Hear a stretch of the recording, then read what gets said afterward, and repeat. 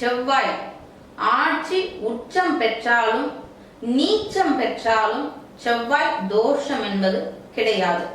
அதாவது செவ்வாயின் வீடான மேச ராசியிலோ அல்லது விருச்சிக ராசியில் செவ்வாய் இருந்தால் அது லக்னத்திற்கு 2, 4, 7, 8, 12ஆம் இடமாகவே இருந்தாலும் செவ்வாய் தோஷம் என்பது கிடையாது. அதே போல செவ்வாயின் உச்ச வீடான மகர ராசியிலோ அல்லது நீச்ச வீடான கடக ராசியிலோ செவ்வாய் இருந்தாலும் அது லக்னத்திற்கு எத்தனாவது இடமாக இருந்தாலுமே செவ்வாய் தோஷம் என்பது கிடையாது. இது முதல் விதி.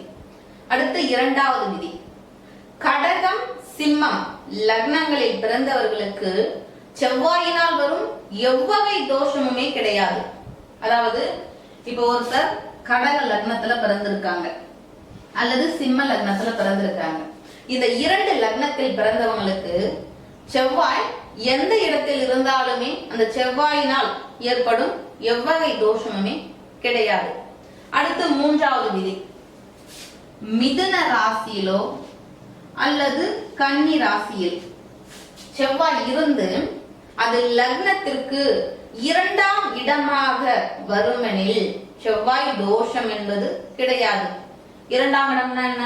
இப்போ ஒருவர் ரிஷப லக்னமா இருந்தா மிதுன ராசி 2ஆம் இடமாக வரும். இப்படி இந்த அமைப்புல இருக்கும் போதும் செவ்வாய் தோஷம் என்பது கிடையாது. அதே மாதிரி கன்னி ராசி 2ஆம் இடமாக வரும்னா இப்ப சிம்ம லக்னம். அப்ப அந்த சிம்ம லக்னக்காரர்களுக்கு 2ஆம் இடமான கன்னி ராசியில செவ்வாய் இருந்தாலுமே செவ்வாய் தோஷம் இல்லை. நான் ஏற்கனவே